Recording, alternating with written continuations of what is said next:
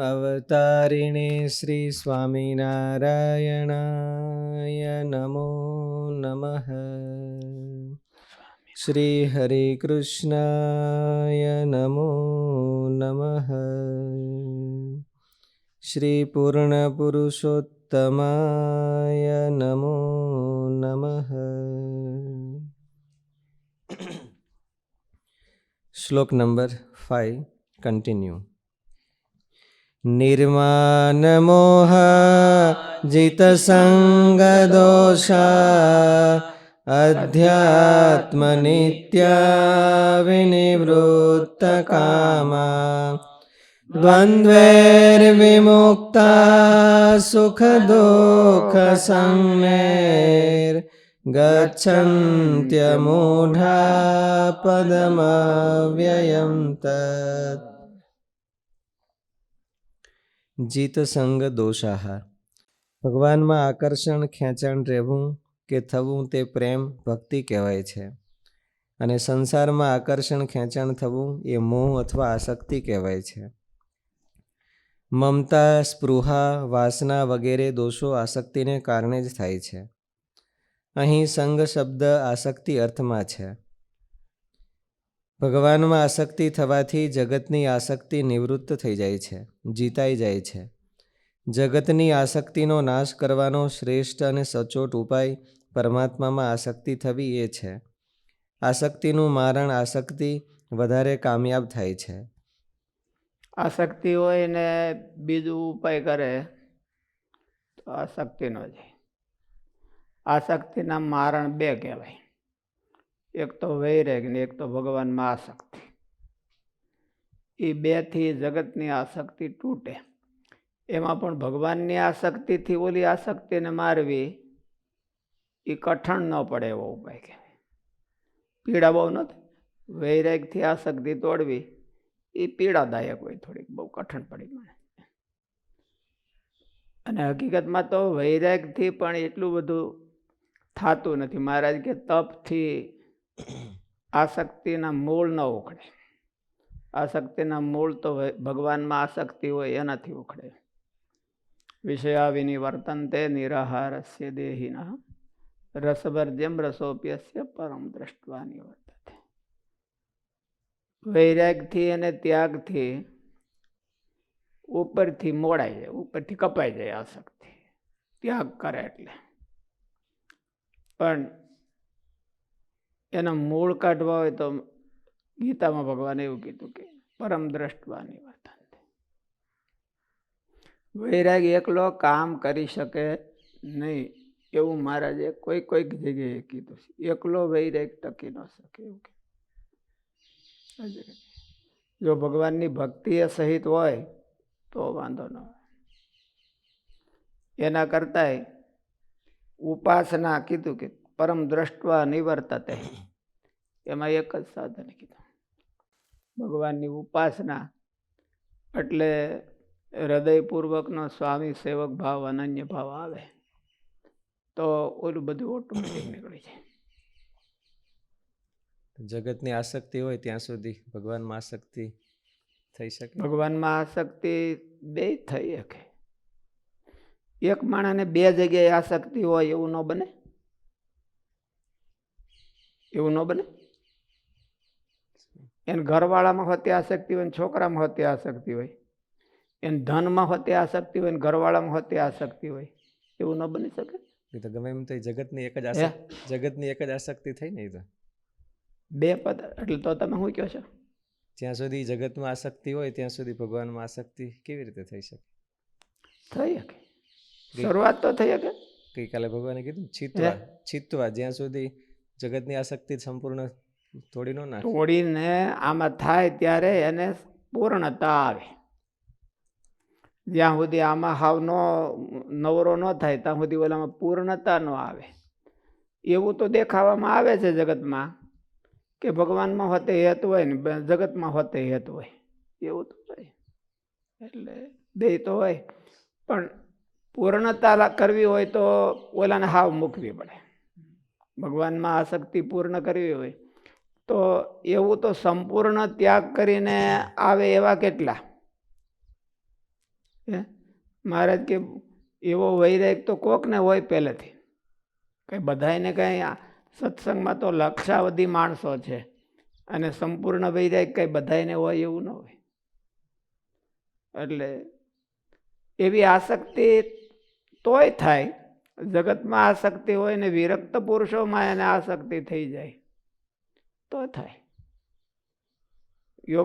યોગ સૂત્રમાં એના ઓલા ઉપાયો બધા કીધા છે કે આવી રીતે કરે તો, આવી રીતે કરે તો, એમાં ઘણા ઉપાયો કીધા છે. એમાં એક આ હોતે કીધું છે. અનાસક્ત વ્યક્તિ હોય ને એમાં જો એને આસક્તિ થાય તો એને લઈને ઓલામાં હોતે આસક્તિ તૂટી જાય. સ્વામી એ વાતમાં લખ્યું કાં તો જીવ છે એ જગતમાં ચોટે ને કાં તો ભગવાનમાં ચોટે. કાં ભગવાનમાં ચોટે. તો બે ઠેકાણે ગારે એ એક્સ્ટ્રીમની વાત છે. જીવ છે એ જગતમાં ચોટે ને ઘણી વખત નથી હોતું કે ભાઈ હાલો જગતમાં હોતે આસક્તિ હોય ને ભગવાનમાં હોતે આસક્તિ હોય. એ રિયલ હોય, કંઈ એવું કંઈ બનાવવાનો ડ્રામા ન હોય. ઘણી વખત એનો જીવ છે એ એક બાજુ ભગવાનમાં તણાતો હોય ને એક બાજુ જગતમાં હોતે તણાતો હોય, એવું બને બે ઠેકાણે. એ વચ્ચેના માણસોનું છે. એક્સ્ટ્રીમ છે એ કાં પછી ભગવાનમાં કાં પછી જગતમાં, એવું થાય.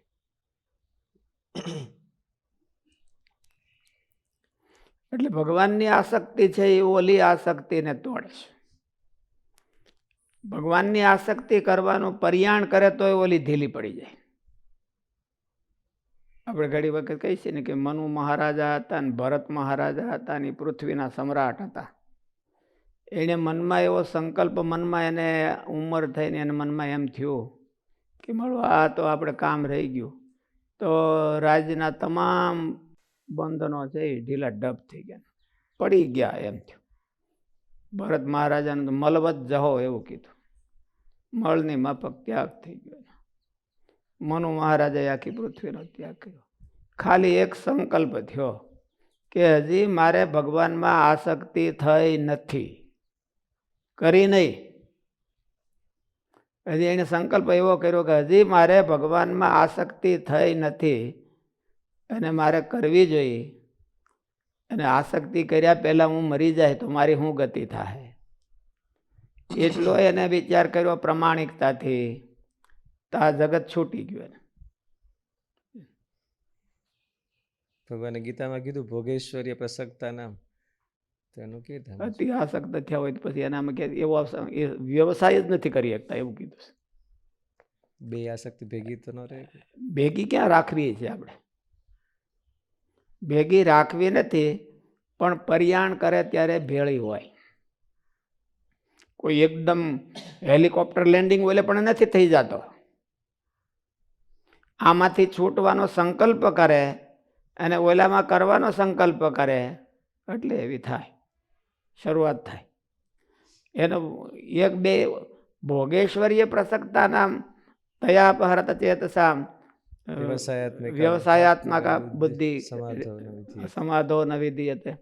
એટલે એમાં ભગવાને શબ્દો લખ્યા, એમાં ફેર તો ન હોય. પ્રસક્તા નામ એવું લખ્યું. અતિ આસક્ત થઈ ગયા હોય તો એ આમ બુદ્ધિ જ નથી કરી શકતા, નિર્ણય જ નથી કરી શકતા કે મારે ભગવાનમાં આવી આસક્તિ. ભરત મહારાજા કે મનુ મહારાજા હોય કે જનક રાજા હોય તો એ અતિ આસક્ત નહોતા, અને અતિ આસક્ત હોય તો ન કરી શકે. ભાગવતમાં બધા ઓલા આખ્યા, ઓલા પ્રિવ્રત રાજાના દીકરાનું નામ શું? અગ્નિદ્રની. બધા હતા જ તો વનમાં ગયા તો એનો તો આસક્તિ કરી શકતા ભગવાન. સંકલ્પ જ નથી કરી શકતા. સંકલ્પ જો કરી શકતા હોય તો એ વાંધો નહીં. સંકલ્પ કરીએ કે તો ઓલી તૂટી જાય. પ્રમાણિકતાથી એને જીવમાં થવું જોઈએ. આનો અર્થ તો શું છે કે ભાઈ હાલો તત પદમ તત્ પરિમાર્ગિત મુક્તવા છિત્વા મસંગ શસ્ત્રેણ દ્રઢેન છિત્વા તત પદમ તત્ પરિમાર્ગિતવ્ય. એમાં શું કીધું કે ભાઈ આ મૂક્યા વિના તો ઓલું પર્યાણે નથી કરી શકાતું. પણ માણસના પ્રેક્ટિકલમાં શું થતું હોય કે ક્યારેક સત્વગુણ હોય છે અને ક્યારેક આસક્તિના પૂર આવતા હોય છે. સત્વગુણ હોય અને ત્યારે જો હરખો નિર્ણય કરી લે, હરખો ગોલ કરી લે, તો ઓલી આસક્તિ વહી જાય. એટલે એક દીમાં વહી ન જાય, પણ આ ભગવાનને માર્ગે હાલી શકે. અને ભગવાનને માર્ગે હાલી શકે તો ઓલી મને ઢેલી પડવા. પણ એને સત્વગુણ તો ક્યારે કાંઈ 24 કલાક એને રાગની આંધી ન હોય. અને 24 કલાક હોય તો માનો 2-3 દી આંધી હોય, પણ પછી કઈ 7x24 ન હોય એમ. અને 7x24 હોય તો 7x24 × 30 365 ન હોય એમ. ક્યારેક તો એને સત્વગુણ આવતો હોય, અને સત્વગુણમાં આવે ત્યારે જો હરખો એને નિર્ણય થઈ જતો હોય તો ઓલાને ઉલાળી નાખે. એ પ્રમાણે ઊભો રહેતો, નિર્ણય કર્યો એ પ્રમાણે ઊભો રહેતો. જો ઊભો ન રહી શકતો હોય તો પછી એના હાથની વાત એ તણાઈ ગયો, પૂરો થઈ ગયો. પણ માણસને બધા રાગની આંધી હોય તો એ કઈ 360 દિવસ એવું ન હોય. વચ્ચે વચ્ચે એને સત્વગુણ આવતા હોય, વચ્ચે વચ્ચે મનમાં એને એમ થતું હોય કે ભાઈ હાલો આ તો આપણે બીજી ક્યાંક તણાઈ જાય છે, એવું થાય. એ ગુણનો પ્રવાહ છે. એટલે સમાધોન વિધિ વ્યવસાયાત્મિકા બુદ્ધિ સમાધોન વિધીયતે, એનો અર્થ એવો છે કે આંધીમાં ન કરી શકે. આંધી ચડી હોય અને રાગની, ત્યારે ઓલો નિર્ણય ન કરી શકે. અને નહીં તો આ ઓલા ઘોર કર્મીઓ બધા હતા એ આવો નિર્ણય કેમ કરી શકે? અપિચેત શું દુરાચારો ભજતે મા અનન્ય ભાગ, એવું ભગવાને કીધું. અને સમ્યક વ્યવસ્થિત અહિંસા, એને વ્યવસાય તો કર્યો છે. અને ઘોર કર્મ કરનારા હતા, રાગમાંથી નહીં, હજી ઓલામાં વૈયા ગયા હતા, ઠેઠ મોહમાં વૈયા હતા. તો ક્યારે થાય? એનો અર્થ એવો કે તમે કયો છે એનો કે ભાઈ તત પદમ તત્પર ઓલું મસંગ શસ્ત્રેણ દ્રઢેન છિત્વા, સંપૂર્ણતા ન આવે આમાંથી. જો જ્યાં સુધી આમાંથી હાવ સાફ ન થાય જગતમાંથી, ત્યાં સુધી ઓલે પણ સંપૂર્ણતા ન આવે, સુખે ન આવે. ગુણાતીતાનંદ સ્વામી કીધું કે ઓલો નવો વરસાદ થાય એટલે ઓલું જૂનું નવું પાણી બધું ભેળું થાય એટલે ડોળાઈ ગયેલું રહે એનું અંતઃકરણ. પણ ડોળાઈ ગયેલું જો એમને રાખે તો એક દી તાજું થઈ જાય, ચાલવાનું રાખે તો. જીતસંગ દોષાહ. જીતસંગ દોષાહ એટલે આનો અર્થ શું એમ? દોષોને જીતી લીધા છે. આસક્તિના દોષને જીતી લીધા છે. સંગ જીત સંગ એવું નથી કીધું. શું? જીત સંગ દોષા. આ જગતમાં રહે છે એટલે જગતના દોષ એમાં પ્રવેશ કરવાના ચાન્સ બહુ વધી જાય, પણ એ પ્રવેશ ન કરવા દે. એ પ્રવેશ ન કરવા દે તો એવું તો થઈ શકે, એવું કઈ નથી કે ન થઈ શકે.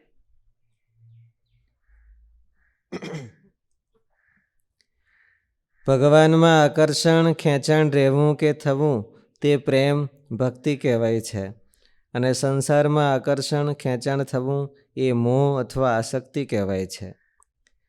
મમતા, સ્પૃહા, વાસના વગેરે દોષો આસક્તિને કારણે જ થાય છે. સંગ થાય એટલે એમાં આસક્તિ થાય. એ આસક્તિ ન થવા દે તો એને જીત સંગ દોષા કહેવાય.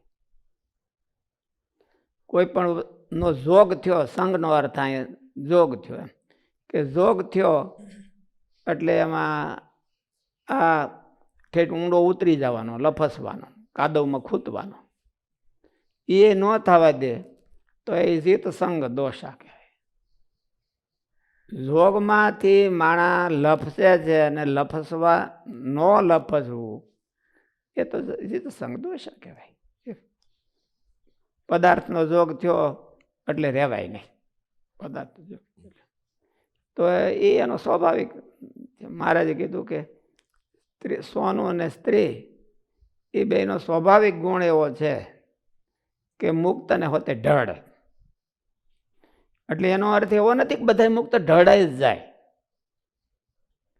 બધાય મુક્ત ઢળાઈ જાય એવો અર્થ ન કહેવો. ઓલાનો સ્વભાવ આવો છે, એની હારે ફાઇટિંગ કરે તો ન ઢળાય. અને એનો સ્વભાવ એવો જ હોય અને ઢળાઈ જતા હોય તો જનક રાજાની કેમ મુક્ત થાય? પર્વતભાઈ ને દાદા ખાચર એને બધા જોગ હતા તો એ કેમ મુક્ત થાય?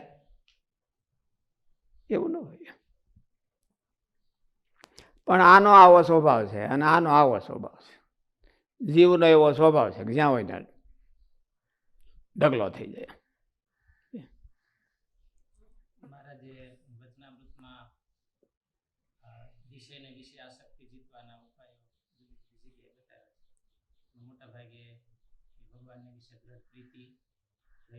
આત્મનિષ્ઠા મહાત્મા, વિષય જીતવાનું જ્યાં વાત આવે ને આત્મનિષ્ઠા મહાત્મા એ બે હોય. અને ગીતામાં એને નિષ્કામ કર્મયોગ કીધો. નિષ્કામ કર્મયોગ છે એ બધા સાધનની એક કી છે. નિષ્કામ ભાવે થઈ શકે તો એની કી છે કે ગમે એવો હોય તો એ નિર્વાસનિક થઈ જાય એની કી. અને મહારાજે નિષ્કામ ભાવે સેવા કરવી એને જ કી કીધી છે કે ગમે એવો હોય તો ઓલું ના પાડે, ઓલું કરી દીધી. એટલે એને ભગવાનનું મહાત્મ્ય હોય ત્યારે જ નિષ્કામ ભાવની સેવા થાય, નહીં તો થાય નહીં. અને એમાં આત્મનિષ્ઠા અને મહાત્માની જરૂર પડે છે ઇનડાયરેક્ટલી, એના વિના હરખું થાય નહીં. અને પછી નિષ્કામ ભાવે ભગવાનના ભગતની સેવા કરે એટલે નિર્વાસનિક થાય. ગમે એવી આસક્તિ હોય તો એને તોડી નાખે.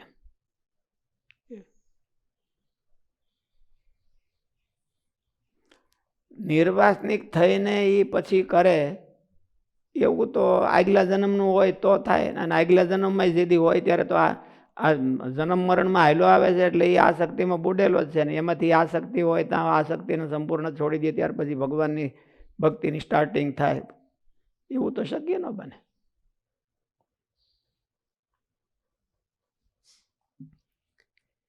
ભગવાનમાં આકર્ષણ ખેંચાણ રહેવું કે થવું તે પ્રેમ ભક્તિ કહેવાય છે. મુમુક્ષુતા કોને કહેવાય? આસક્તિ હોય તો મૂકવાની ઈચ્છા, છોડવાની ઈચ્છા થાય. કઈ ઓલા મુક્તો હોય એને બધી છોડવાની ઈચ્છા થાય એવું ન હોય. આમાં રગદોળાતો હોય એમાંથી એને છૂટવાની ઈચ્છા થાય તો જ મુમુક્ષુ કહેવાય. મુમુક્ષુતાનો અર્થ શું બીજો? મોક્ષતું ઈચ્છું, એટલે પોતાની ઈચ્છા થાય. એમાં બે ક્રિયાઓ છે. એક ઈશી ક્રિયા અને એક કર્તૃ. એક તો મુકાવાની ક્રિયા અને એક તો ઈશી ક્રિયા. બે છે. મુમુક્ષુમાં જે બોલો મસંગ શસ્ત્રેણ દ્રઢેન છિત્વા, એમાંય પણ બે ક્રિયાઓ છે. પણ એમાં એવું છે, શરત એવી છે કે એક ક્રિયા સંપૂર્ણ કરીને બીજી ક્રિયા સ્ટાર્ટ કરવી. આ મુમુક્ષુ છે એમાં એવી શરત નથી કે એક ક્રિયા પૂરી કરીને બીજી ક્રિયા શરૂ કરવી, એવું નથી. બે હારવાર કરવી, બે હારવાર હાલતી જાય. એક તો મુકાવાની ક્રિયા અને એકબીજાને સપોર્ટ છે. પણ એમાં મહત્વ કોનું છે? મુકાવાનું, ઈશી ક્રિયા. બ્રહ્મસૂત્રમાં જિજ્ઞાસા અધિકરણ છે, એમાં જ્ઞાતુમ ઈચ્છા જિજ્ઞાસા, તો ઈશી ક્રિયાને વધારે ભાર દીધો છે. એને માલિપા ઈચ્છા થાય તો ઓલો મુકાય હોતે. એક તો મુક્તિની ક્રિયા છે અને એક તો ઈશી ક્રિયા છે, ઈચ્છવાની ક્રિયા છે. બે ભેળી થઈ ગઈ છે અને ભેળી ભેળી જ હાલે છે. પણ આને ડિપેન્ડ ઓલી છે, ઈશી ક્રિયાને ડિપેન્ડ મુક્તિની ક્રિયા છે. એટલે એ મુમુક્ષુ કહેવાય. જેની પ્રબળ ઈચ્છા હોય અને બંધન પણ પ્રબળ હોય તો ઈશી ક્રિયા છે એનો વિજય થાય છે. શું કરવાને કે એ ઈશી ક્રિયાનું કર્મ પરમાત્મા છે અને આ બંધનનું કર્મ જગત છે. બંધનમાં ખેંચી રાખે છે અને જગત, અને ઈશી ક્રિયામાં એ ભગવાનની હારે જોડાણો છે. એટલે ભગવાન છે એ આ જગતના માલિક છે, એ છોડાવી શકે છે અને બળવાન થાય છે. એટલે મુમુક્ષુતા કઈ મુમુક્ષુ એને ઈચ્છા થાય એટલી કઈ સીધો પહેલેથી મુક્ત થઈ જાય એવું ન હોય કોઈ. પણ મુમુક્ષુતા પ્રબળ કેટલી છે, ઈશી ક્રિયામાં ઈચ્છા એની પ્રબળ કેટલી છે, મારે આમાંથી મુકાવવું છે એ કેટલી છે, એની પ્રમાણિકતા કેટલી છે. ખાલી ઓલો ડામાડોળ કરી અને રોડવી લેતો હોય એવું છે કે એની પ્રમાણિકતા છે. જો પ્રમાણિક થાય, મહારાજ કે કોઈ પણ અમને મન હોપે તો અમારો એવો જવાબદારી છે અને અમારી ટેક છે કે એને એમ પાર ઉતારતી. ઓલું બ્રહ્મસૂત્રના પહેલો શ્લોકનો શું છે મંગલાચરણ? હે દીક્ષા હે કે એવી ટેક ભગવાને લીધી છે કે કોઈ પણ આવે તો મારે એને છોડાવવો, સાચો હોવો જોઈએ, ખોટો ન હોવો જોઈએ. જો એને દિલની સચ્ચાઈથી એવી કરે તો એ બહુ સરસ શબ્દ છે. મંત્રી કે દીક્ષે? હે મંત્રી કે દીક્ષે કે એક દીક્ષિત તો આવે છે પણ એ સરસ. એટલે ઈશી ક્રિયા બળવાન છે. જિજ્ઞાસા, મુમુક્ષુ એ બધા એમાં મુમુક્ષા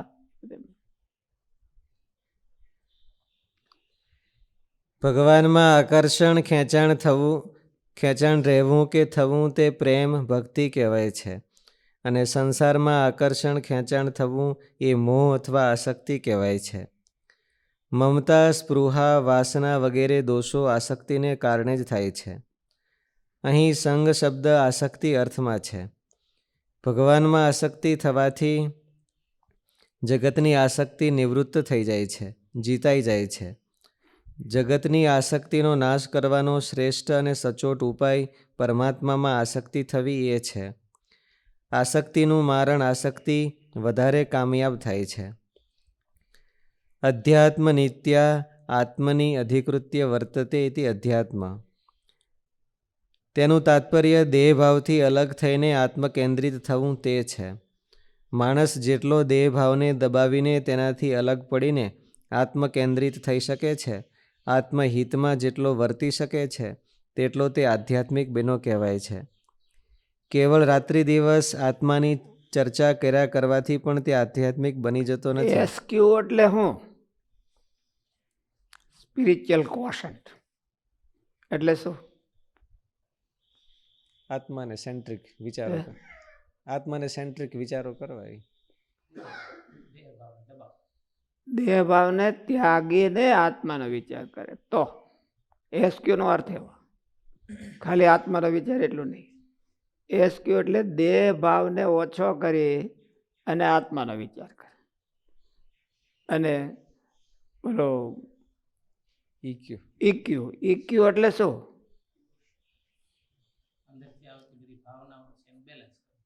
બેલેન્સ કરવું એટલે રોકવી, એમ કે હું આમ કરી લઉં એટલે સીધું વળગી ન પડવું, કે હું કરે તો શું થાય. એટલે એને ભાવનાનું બેલેન્સ કરવું, ભાવનાનો કંટ્રોલ કરવો, એનું નામ ઇક્યુ કહેવાય. અને આઈક્યુ એટલે હું?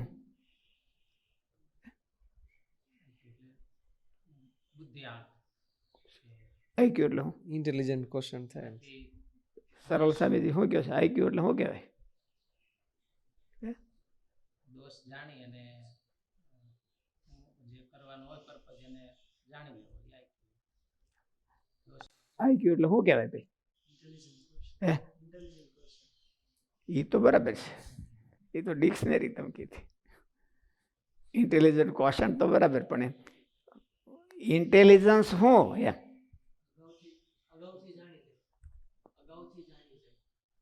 અગાઉથી જાણી જાય. અગાઉથી જાણી જાય એવું ને. ઇન્ટેલિજન્સ તો એને ન કહેવાય કે અગાઉથી જાણી જાય.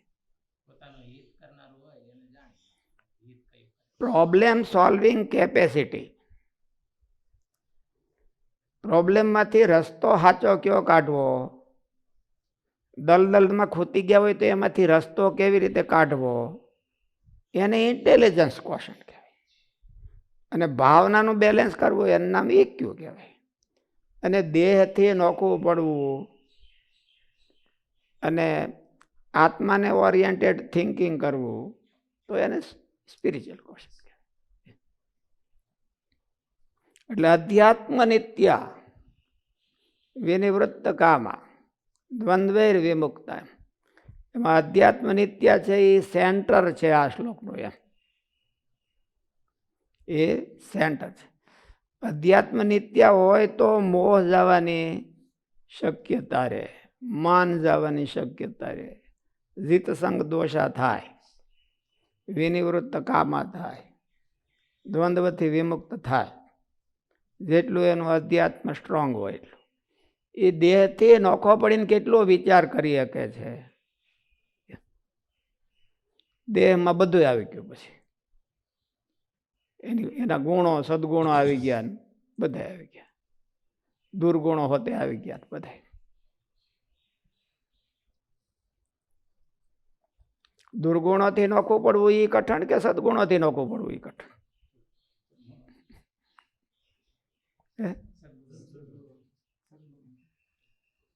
સદગુણો કોઈ વતાવે નહીં, એટલે દુર્ગુણોથી નહીં નોખું પડવું એ કઠણ જ છે. એનાથી નોખું પડવું એ કઠણ. પણ સદગુણથી નોખું પડવું એને કોઈ આંગળી ચિંતું નથી. સદગુણથી નોખું પડવું એ પોતાના મનમાં જાગે તો જ થાય. અને દુર્ગુણથી તો બધા હવે ધોકા મારીને નોખા કરે છે કે તારું આવું હાલશે જ નહીં. એટલે બે કઠણ છે. નોખું પડવું એ જ કઠણ છે એનાથી. એટલે જ મહારાજ કીધું કે એને પોતાની પ્રકૃતિને મૂર્ખાઈથી કરીને માન લીધી છે કે હું આવો છું, હું આવો છું, હું આવો છું. એ મૂર્ખાઈ છે. મારે દ્રષ્ટાંત બહુ જોરદાર દીધું કે દરજીનો ડગલો ને દરજી મારો બાપ ને દરજી મારી માં. તો એ તો ખાલી ગૃહસ્થને જ નથી લાગુ પડતું. એમ આપણા દોષોને આપણે માની લીધા કે હું આવો છું ને હું આવો છું, હું આવો છું. એને નોખું પડવાની કેપેસિટી ગુમાવી દીધી છે અને એ મૂર્ખાઈથી ગુમાવી છે. એટલે અધ્યાત્મ ન રહે. અધ્યાત્મનો અર્થ તો એ કે દેહને એક બાજુ મૂકીને થિંકિંગ કરવું.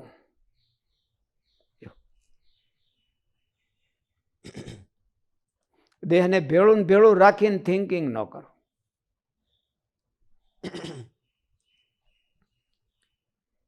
આત્મની અધિકૃત્ય વર્તતે ઇતિ અધ્યાત્મમ. તેનું તાત્પર્ય દેહભાવથી અલગ થઈને આત્મકેન્દ્રિત થવું તે છે. માણસ જેટલો દેહભાવને દબાવીને તેનાથી અલગ પડીને આત્મકેન્દ્રિત થઈ શકે છે, આત્મહિતમાં જેટલો વર્તી શકે છે, તેટલો તે આધ્યાત્મિક બન્યો કહેવાય છે. બે છે, એક આત્મહિત અને એક દેહહિત. દેહહિત એટલે આ બધા ભોગ, અને આત્મહિત એટલે ભગવાનને માર્ગે હાલવું. તો જ એનું આત્મહિત થાય, નહીં તો આત્મહિત ક્યાં થાય? એના આત્માની ઉન્નતિ ક્યારે થાય? એટલે એ બેયની વચ્ચે જગ્યા કરવી એનું નામ અધ્યાત્મ કહેવાય. ખાલી ટીલા ટપકા કરી નાખ્યા એટલે આધ્યાત્મિક થઈ ગયા એવું ન હોય. આપણે ભગવા ધારણ કરી લીધા એટલે આધ્યાત્મિક થઈ ગયા એવું ન હોય. આપણે આનાથી નોખું કેટલું વિચારી શકીએ છીએ એ આપણું, બીજાનું તો હવને વિચારી શકીએ. આપણે આપણું કેટલું વિચારી શકીએ કે આ મૂકવાનું થયું હોય તો હું શું કરું, આ દેહ મૂકવાનું થયું હોય તો હું શું કરું, કેવો ગાંગો થાવ. માંદા થોડાક વધારે પડી ગયા હોય તો કેવા ગાંગા થાય? કોઈ સેવા કરતું નથી મારી, કોઈને મારી ગણતરી જ નથી. થઈ જાય.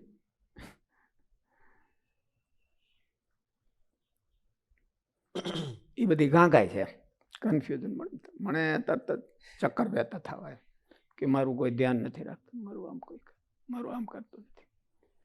તો એ શેમાંથી ઉઠે છે? એ બધું દેહ ભાવ જ. મારું કોઈ ધ્યાન રાખતું નથી.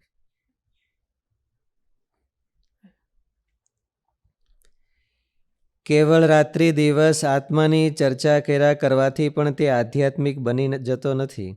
જેટલો નોખો પડે એટલો જ બને. 3 દેહના ભાવથી નોખો પડે એટલો બને, અધ્યાત્મ કહેવાય. અને પોતાના આત્માને દેહથી નોખો ન માને એ પરલોકનું કાંઈ સાધન ન કરી શકે. એ લોકનું આ લોકના ભોગનું જ સાધન કરી શકે, બીજું કોઈ. જેટલો નોખો પડ્યો, ઇવન સ્વર્ગમાં જવાનું સાધન કરે તો એનો અર્થ એવો છે કે અહીંથી નોખું પડવું છે, આ મૂકીને ત્યાં જવું છે. એટલે એટલો નોખો પડ્યો કહેવાય. ભાઈ ભગવાનના ધામમાં જવું હોય તો આ નોખો પડ્યા વિના કાંઈ સાધન ન કરીએ, કે ભગવાનના ધામનું કાંઈ સાધન ન કરીએ. આત્મની અધિકૃત્ય વર્તતે ઇતિ અધ્યાત્મમ. તેનું તાત્પર્ય દેહભાવથી અલગ થઈને આત્મકેન્દ્રિત થવું તે છે. માણસ જેટલો દેહભાવને દબાવીને તેનાથી અલગ પડીને આત્મકેન્દ્રિત થઈ શકે છે, આત્મહિતમાં જેટલો વર્તી શકે છે, તેટલો તે આધ્યાત્મિક બન્યો કહેવાય છે. કેવળ રાત્રિ દિવસ આત્માની ચર્ચા કર્યા કરવાથી પણ તે આધ્યાત્મિક બની જતો નથી. કદાચ ને રાત્રિ દિવસ તે ભગવાનની ચર્ચા કરતો રહે તો પણ તે ભક્ત ભલે કહેવાય, પણ પ્રાકૃત રહે છે. હા, દેહમાં ચિંગુસ હોય એમ, કથા આખો દી ભગવાનની કરે, દેહમાં ચિંગુસ હોય તો એને મહારાજે પ્રાકૃત ભગત કીધો. ભક્તિ કરે છે એટલે સારો છે, પણ એ પ્રાકૃત ભક્તિ. એનો અર્થ એ છે કે મહારાજે સારો શબ્દ વાપર્યો છે, પણ એનો અર્થ થાય એવો કે ચિંગુસ ઉખડે નહીં દેહમાંથી એવો.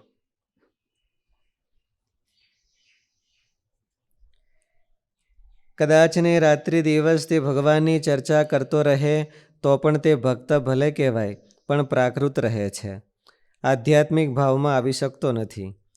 કેવળ ભગવાનનો આશ્રય લેવાથી તેનો દેહભાવ નિવૃત્ત થઈ જાય છે, અને નિવૃત્ત થઈ જવો જોઈએ. દેહભાવ નિવૃત્ત ન થતો હોય તો તેની સાધના પ્રણાલીમાં કોઈ ખામી છે, તેને તપાસીને દૂર કરવી જોઈએ. ભગવાનને શરણે થવાથી સાધકની અહંતા બદલાઈ જાય છે અને બદલવાની હોય છે. તેની અહંતા ભગવાન સંબંધિત થઈ જાય છે કે હું ભગવાનનો છું, ભગવાનના માટે જ છું. ત્યારે તેની સ્થિતિ પણ ભગવાનમાં થઈ જાય છે. અહંકાર જ કેન્દ્રમાં સ્થિર થાય છે. એટલો જો ચેન્જ થાય પોતાના અહંકારમાં તો આ બધા સાધનોમાં બળજબરી કરવી પડે છે, એ ન કરવી પડે, એ ઓટોમેટિક મળે થવા. અહંકાર ચેન્જ નથી થતો આપણો, અને આપણને આ જગતમાં ક્યાંક ગોઠવી દઈએ છીએ, એટલે આ બધું ચેન્જ નથી થતો, અંદર ચેન્જ નથી આવતો. અહંકાર જે કેન્દ્રમાં સ્થિર થાય છે ત્યાં તેની સ્થિતિ થઈ ગણાય છે. જેમ કે હું અમુક વર્ણ, આશ્રમ, જાતિ, નામનો છું તો તેની દ્રઢ માન્યતાથી તેમાં તેની સ્થિતિ થઈ જાય છે.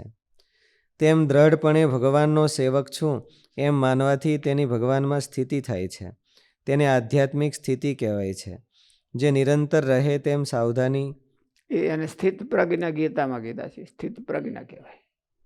સ્થિત પ્રજ્ઞા થાય, પણ એમાં સ્થિતિ થાય તો સ્થિત પ્રજ્ઞા થાય. સ્થિત પ્રજ્ઞાનો સમાસ શું? સ્થિતાઃ પ્રજ્ઞા યસ્ય સ. સ્થિતા પ્રજ્ઞા વિસર્ગ નો આવે ને, માલા માલે માલાહા. એટલે સ્થિતા પ્રજ્ઞા યસ્મિન સહાય. પ્રજ્ઞા ક્યાંક ઠેરાવવી જોઈએ તો એને સ્થિત પ્રજ્ઞા કીધું. ગીતામાં ભગવાને પ્રજ્ઞા ઠેરાવવાનું કયું કેન્દ્ર બતાવ્યું છે? નિષ્કામ. ઓલું પેલો શ્લોક શું છે? પ્રજહાતિ યદા કામાન સર્વાન પાર્થ મનોગતા આત્મન્યેવાત્મના તુષ્ટ સ્થિત પ્રજ્ઞસ્તદોચ્યતે. તો એમાં ક્યાં પ્રજ્ઞા ઠેરાવી?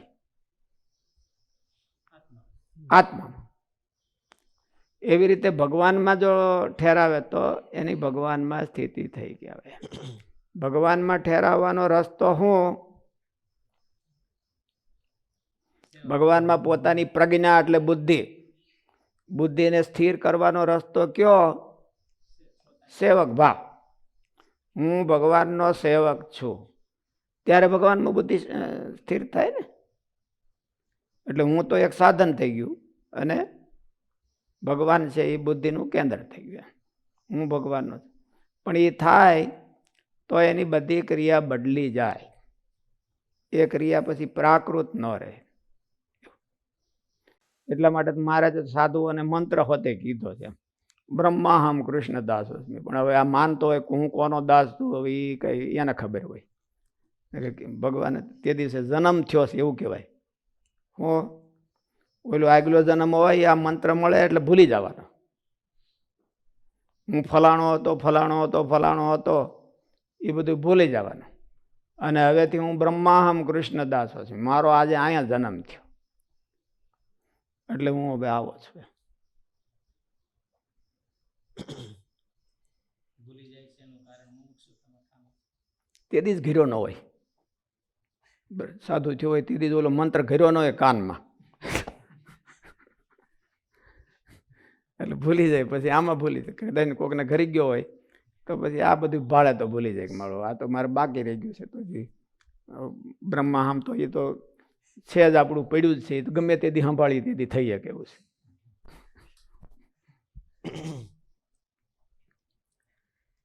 એ તો કાંઈ વ્યૂ જવાનું નથી.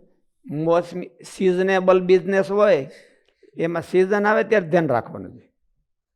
અને ઓલો પરમેનન્ટ બિઝનેસ હોય એમાં તો કંઈ ગમે ત્યારે કરાય. બિઝનેસ પ્રાયોરિટી કોને આપવાની હોય? સિઝનેબલ હોય અને કે સિઝનમાં લઈ લેવાનું. એટલે આ લોકની સિઝન છે તો અહીંયા લઈ લઈએ કે આપણે. એટલે ઓલું પછી ઓલાને પોસ્ટપોન રાખી દીધું હોય. તેમ દ્રઢપણે ભગવાનનો સેવક છું એમ માનવાથી તેની ભગવાનમાં સ્થિતિ થાય છે. તેને આધ્યાત્મિક સ્થિતિ કહેવાય છે, જે નિરંતર રહે તેમ સાધવાની છે. એનો સ્થિત પ્રજ્ઞા એટલે એની સ્થિતિ એમાંથી ક્યારે એને ડગમગાટ ન થાય, એને સ્થિત પ્રજ્ઞા કહેવાય. મહારાજે વચનામૃતમાં બીજાને સ્થિત પ્રજ્ઞા કીધો છે એક જગ્યાએ કે આને હોતે સ્થિત પ્રજ્ઞા કહેવાય. સ્થિત પ્રજ્ઞાનો અર્થ તો એટલો જ, સ્થિતા પ્રજ્ઞા યસ્મિન. એમાં એની બુદ્ધિ છે, એની આસક્તિ છે, એ સ્થિર થઈ ગઈ છે, પછી ડગમગાટ નથી લેતી. જો ભગવાનમાં એવી આસક્તિ સ્થિર થઈ જાય, ભગવાનને રાજી કરવાના સાધનમાં જો એવી આસક્તિ સ્થિર થઈ જાય તો એ સ્થિત પ્રજ્ઞ કહેવાય. એનો અર્થ છે બુદ્ધિ પોતાને ઘડી કાંઈ ઘડી કાંઈ ઘડી કાંઈ ઘડી કાંઈ એવું ઠેકડા નથી મારતી અને એક ભગવાનમાં જ થાય છે સ્થિર, એટલે એને સ્થિત પ્રજ્ઞ કહેવાય. આજે ગુરુ મંત્ર જે બ્રહ્મામ કૃષ્ણ દાસોસ્મીને જે કીધું, બ્રહ્મામ કૃષ્ણ દાસોસ્મીની જે માળા કરવાનું કીધું, તો એમાં એક નહીં આખો દી કરવાની કીધી છે આમ તો. એક માળા એ શું થાય, આમ એક માળા એ કઈ આમાં ક્યારેક ક્યારેક વરસાદ આવે તો બોલો આપણે લાદી એ નથી ભીની થતી, એટલે એક માળા એ લાદી ભીની થાય. એટલે હું તમે કહો કે હાલો, તો કે હાલો ને લાદી ભીની તો કરો.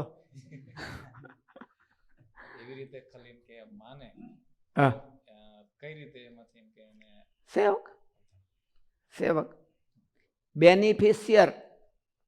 આપણે જે કંઈ ક્રિયા કરીએ એનો બેનિફિટ કોને દેવો? ભગવાનને. એટલે એ ભગવાનને પૂગે છે કે નહીં એનું જોવું, એનું નામ સેવક કહેવાય. પુરુષાર્થ પોતે કરે અને બેનિફિટ બધો એને દઈ દે એ એનો દાસ કહેવાય.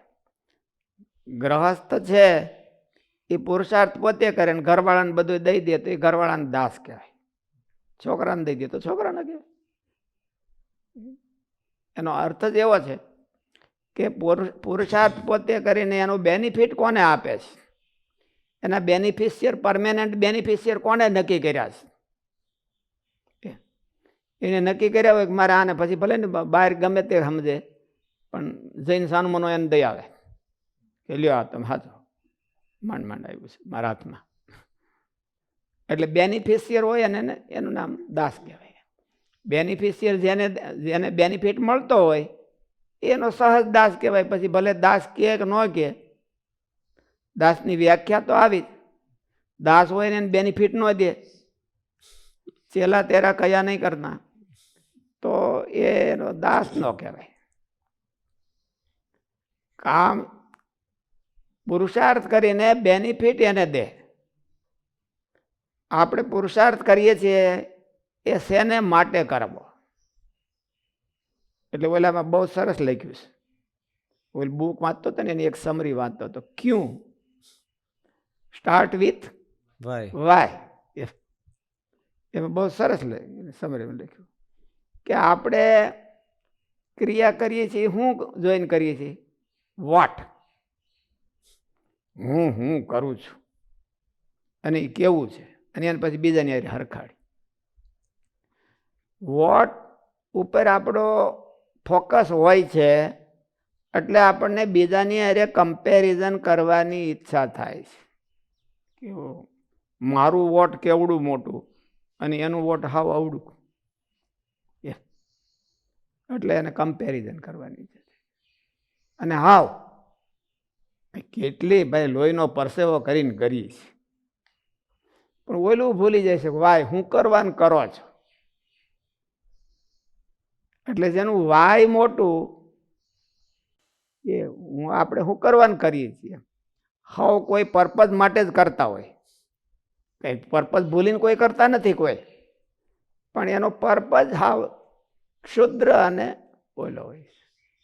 આમ કરી તો આમ થાય, આમ કરી તો આમ કરી તો ભગવાન રાજી થાય, એવો મોટો પર્પઝ કોઈ ન હોય. મહારાજ કે અમારો ઓલો કોકને ધખીએ છીએ ને કોઈને વઢીએ છીએ ને કોઈને, એમાં હું મારે કીધું અમારો મહા લાભ, મહા મોટો આશય છે અમારો. તો એટલા માટે અમે આમ કરીએ છીએ. એટલે જેનો વાય બહુ જબરો એનું કાર્ય બહુ જબરું. જેનો વાય ક્ષુદ્ર એ પછી શું કરે છે એ વાયમાંથી વહેતું થવું જોઈએ. સ્ટાર્ટિંગ પોઈન્ટ ત્યાંથી થવો જોઈએ. આપણે તો સ્ટાર્ટિંગ પોઈન્ટ હું કેવો છું, હું કરું છું, હું એનો મહંત છું, એટલે પછી વાય હોતે એટલે એને ત્યાંથી શરૂ કરે એટલે મારે આવું જ વાય હોવું જોઈએ, મને ગાદી મળવી જોઈએ. પણ વાયથી શરૂ થતું હોય કે હું કરવા કરું છું, એટલે અંદરથી બહાર ને બહારથી થિંકિંગ પ્રોસિજર. થિંકિંગ વોટને આધારે આપણે થિંકિંગ કરીએ છીએ કે વાયને આધારે થિંકિંગ કરીએ છીએ. આપણે વોટને આધારે થિંકિંગ કરીએ છીએ. હું એટલું કરું તો મારે આમ થવું જોઈએ ને, હું એટલું કરું તો મને આમ થવું જોઈએ. એને વોટને આધારે થિંકિંગ કરીએ, ક્રિયાને પકડીએ છીએ. અને વાયને આધારે હું કરવાનું કરતો હોઉં છું,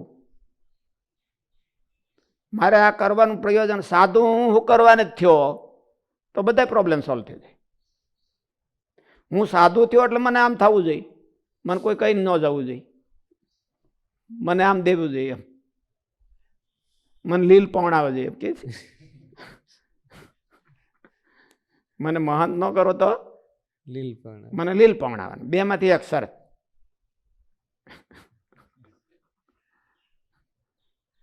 લીલ પવણાવા હું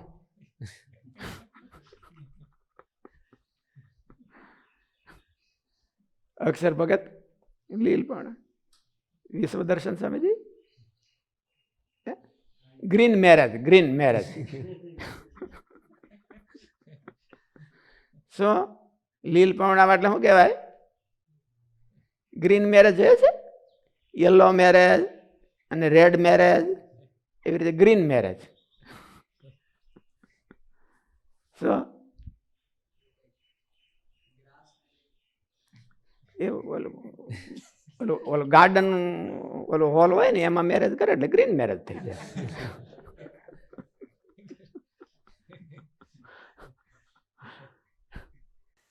સરળ સ્વામીજી હું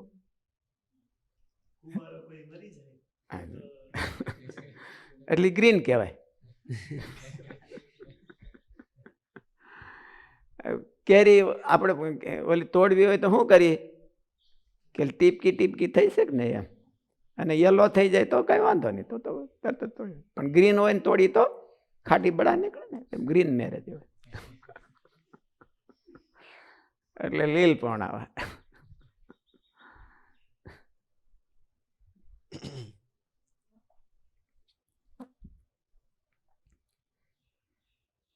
કમ્પેરિઝન થાય છે એનું કારણ વોટ થી શરૂઆત કરે. વોટ એના માલિપા કરી ગયું છે, એનું ફોકસ છે ને વોટ ઉપર છે, વાય ઉપર નથી. કે હું શું કરવા સાધુ થયો, કે હું શું કરવા સેવા કરું છું, કે હું શું કરવા પ્રોજેક્ટ કરું છું, એનું જો વાય ઉપર હોય એને તો બ્રહ્માહમ કૃષ્ણ દાસોસ્મી થઈ જાય.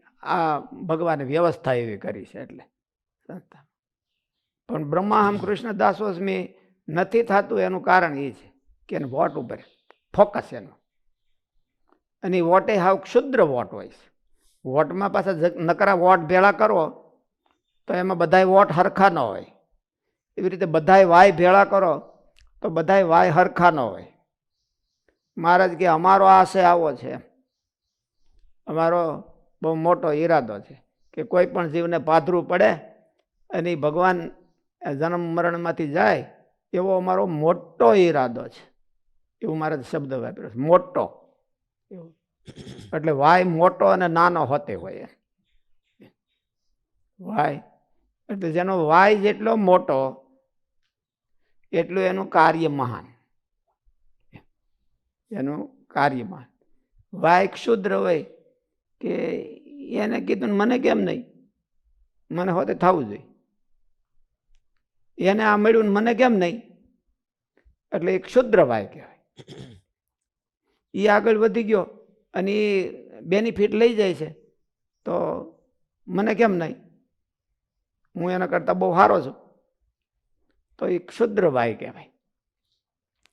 હું શું કરવા કરું છું, હું સાધુ શું કરવા થયો, અને હું આ સેવા શું કરવા કરું છું, એનું જો વાય મનમાં નક્કી કર્યું હોય તો એ ક્યાંય બંધાય નહીં, તો એ ક્યાંય એની લાઈન ફરે નહીં કોઈ દિવસ. વાયને આધારે લાઈન હોય તો ક્યાંથી ફરે, ફોકસ વાય ઉપર હોય તો. એટલે આખી બુક છે વાય, સ્ટાર્ટ વિથ વાય. પણ વાય કરતા કરતા વાય આવી જ આવી ન જોઈએ. ઘણી વખત વાય ગોતું ખાઈ જાય એમ કરીને ઓલું ફીણ આવી જાય માથે તો પછી મુશ્કેલી થઈ જાય.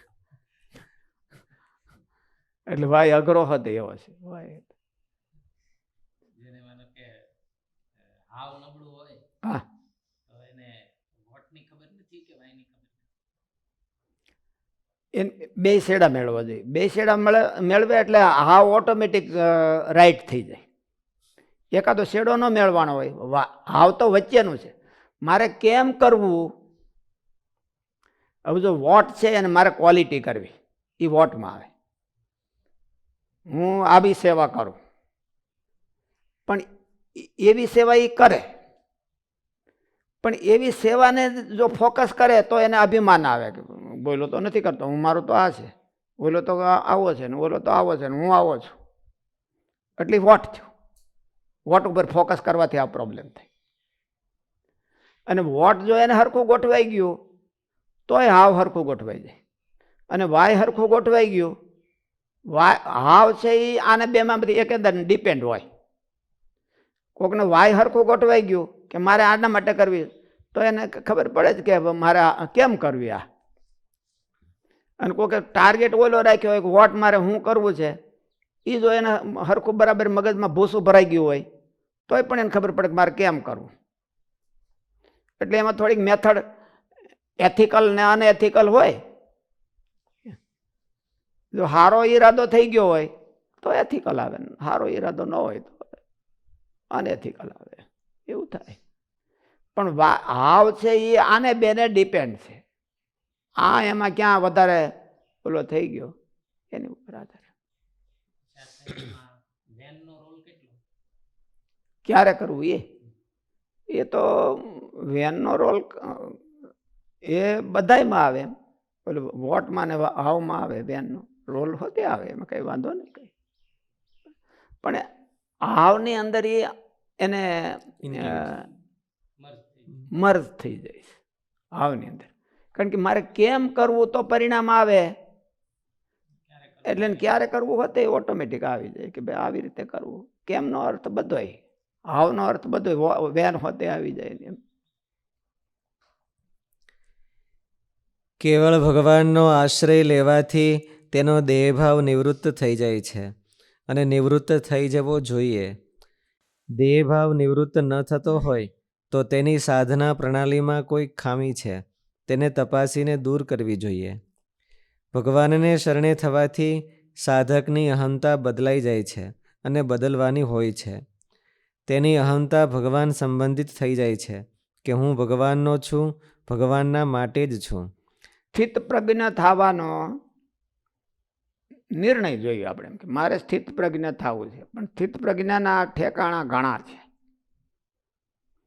સ્થિત પ્રજ્ઞાનો અર્થ હું સ્થિતા પ્રજ્ઞા, એની બુદ્ધિ છે એ એક જગ્યાએ સ્થિર થઈ ગઈ. હવે એ જગ્યા કઈ એ આપણે નક્કી કરવાનું હોય કે મારે ક્યાં સ્થિર કરવી છે. ભગવાનમાં સ્થિર કરવી છે, પોતાના આત્મામાં સ્થિર કરવી છે, કે આ લોકનું સેટિંગ કરી દેવું છે. અત્યારે મોટે ભાગે માણસો તો એમ જ હોય ને કે હું અહીંયા શું તો મારું હરખું સેટિંગ થઈ જાય, બીજું કોઈ મને હલાવે નહીં, એવું એ સેટિંગ કહેવાય. એટલે એ ક્યાં પ્રજ્ઞા આપણે સ્થિર કરવી છે એનો પહેલા વિચાર કરવો છે. સ્થિતા પ્રજ્ઞા એટલે સ્થિત પ્રજ્ઞા.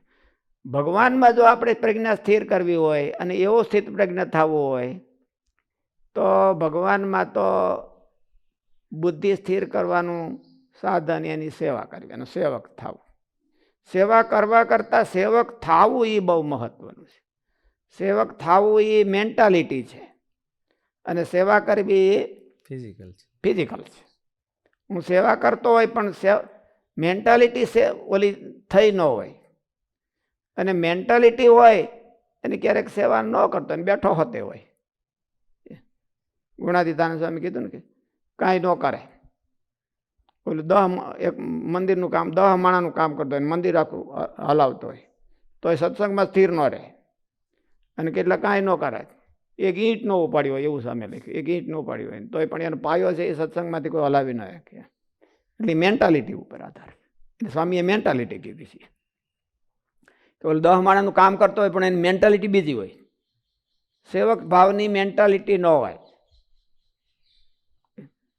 એટલે સેવક ભાવની મેન્ટાલિટી ન આવે ત્યાં સુધી સ્થિત પ્રજ્ઞા ન થાય, ભગવાનમાં એની બુદ્ધિ સ્થિર ન થાય. સ્થિતા પ્રજ્ઞા એ પ્રજ્ઞા એની એમાં સ્થિર થવી જોઈએ.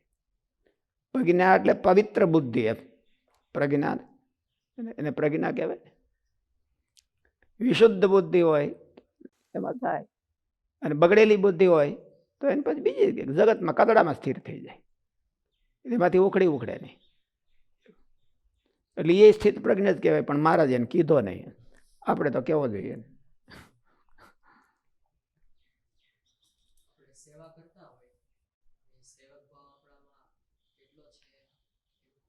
સેવા કરતા હોય પછી મનન હોતે કરવું જોઈએ. વાયનું મનન કરવું જોઈએ, તો પછી એનામાં મેન્ટાલિટી હોતે આવે. ખાલી ક્રિયા કરતા હોય એટલેથી એનામાં મેન્ટાલિટી ન આવી જાય. ક્યારેક તો હાવ પછી ઓલા હાવ સ્થૂળ ભાવમાં થઈ જાય અને જડ થઈ જાય. પણ મનન હોતે હારવો જોઈએ. તો મનન હોય અને સેવા કરતા હોય તો પછી એને મેન્ટાલિટી આવે છે. 1 કરે, 2 કરે, 3 કરે, સેવા કરે અને મનન કરતો જાય રે તો પછી મનમાં એને એમ નક્કી થાય કે આપણે તો ભગવાનના સેવક છે. ગમે તે ભગવાનમાં.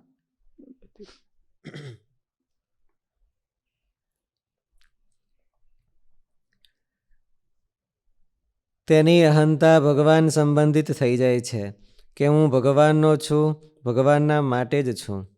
ત્યારે તેની સ્થિતિ પણ ભગવાનમાં થઈ જાય છે. અહંકાર જે કેન્દ્ર આપણે નોકર રાખ્યા હોય, સેલરી હારામાં હારી દેતા હો, તમે રાખતા હોય, એને કંઈક ભીહો પડે તો એ શું વિચારે, થિંકિંગ શું કરે કે ભાઈ આપણે તો કાંઈ નહીં, હે બીજે કરશું. બીજે જાઉં, અહીંની ઉપર થોડું ભૂંગળું પાઈ ગયું છે.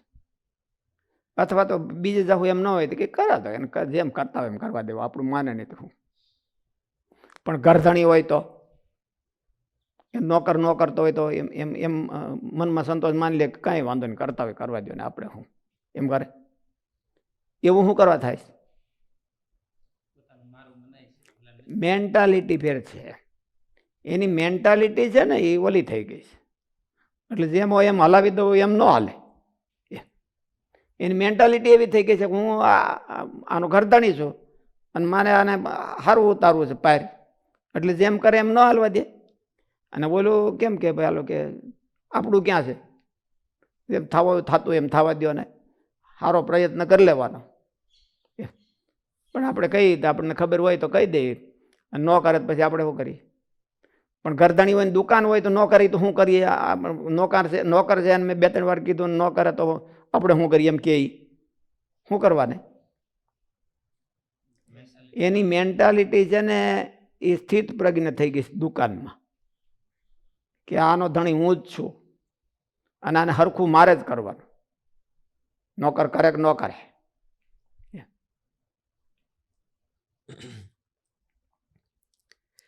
ભગવાનને શરણે થવાથી સાધકની અહંતા બદલાઈ જાય છે અને બદલવાની હોય છે. તેની અહંતા ભગવાન સંબંધિત થઈ જાય છે કે હું ભગવાનનો છું, ભગવાનના માટે જ છું. ત્યારે તેની સ્થિતિ પણ ભગવાનમાં એવું થઈ મનમાં જાય એમ છે. થયું. બે ફેસ છે એમાં, એક હું ભગવાનનો છું ને ભગવાન મારા છે. ભગવાન મારા છે અને હું ભગવાનનો છું. એમાં અગત્યનું કયો? હું ભગવાનનો છું. હું ભગવાનનો છું. શું કરવા? ભગવાનને બધા પોતાના માનતા હોય. હા, ભગવાન મારા છે એટલે ભગવાનને મારા માટે કંઈક કરવું હોતે જોઈએ ને એમ. અને હું ભગવાનનો છું તો મારે કંઈક એના માટે કરવું જોઈએ ને, એવું થિંકિંગ થાય. તેની અહંતા ભગવાન સંબંધિત થઈ જાય છે કે હું ભગવાનનો છું, ભગવાનના માટે જ છું. ત્યારે તેની સ્થિતિ પણ ભગવાનમાં થઈ જાય છે. એટલે પહેલા એમ થાય કે ભગવાન મારા છે, પછી ધીરે ધીરે હું ભગવાનનો છું, અને પછી એનાથી આગળ હું કે હું ભગવાન સિવાય કોઈનો નથી, તો પૂરું થઈ ગયું. અહંકાર જે કેન્દ્રમાં સ્થિર થાય છે ત્યાં તેની સ્થિતિ થઈ ગણાય છે. જેમ કે હું અમુક વર્ણ, આશ્રમ, જાતિ, નામનો છું. ત્યાં એ સ્થિત પ્રજ્ઞ કહેવાય. અહંકાર જ્યાં જે સેટિંગ થઈ જાય અહંકારનું, એમાં એની સ્થિતિ થઈ કહેવાય. અહંકાર જે કેન્દ્રમાં સ્થિર થાય છે ત્યાં તેની સ્થિતિ થઈ ગણાય છે. જેમ કે હું અમુક વર્ણ, આશ્રમ, જાતિ, નામનો છું, તો તેની દ્રઢ માન્યતાથી તેમાં તેની સ્થિતિ થઈ જાય છે. એટલે અધ્યાત્મ નિત્ય કોણ કહેવાય? તો કે આ બધા લોચો એનો ત્યાગ કરી અને કેવળ કાં ભગવાનમાં, તો અહીંયા તો વળી એમ કે આત્મામાં સ્થિતિ થાય અને ભગવાન, પણ હકીકતમાં તો ભગવાનમાં સ્થિતિ થાય. તો આ પુરુષોત્તમ યોગ છે ને, એટલે અહીંયા એવો અર્થ લેવો જોઈએ પરમાત્મામાં, અધ્યાત્મ નિત્ય.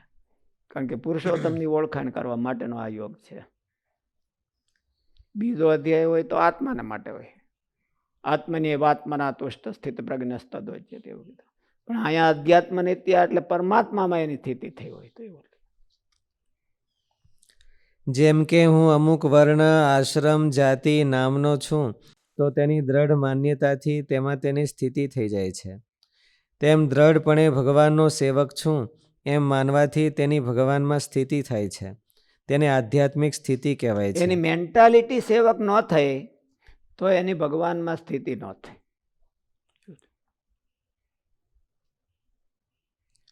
તેમ દ્રઢપણે ભગવાનનો સેવક છું એમ માનવાથી તેની ભગવાનમાં સ્થિતિ થાય છે. તેને આધ્યાત્મિક સ્થિતિ કહેવાય છે, જે નિરંતર રહે તેમ સાધવાની છે. સહજાનંદ સ્વામી મહારાજની જય.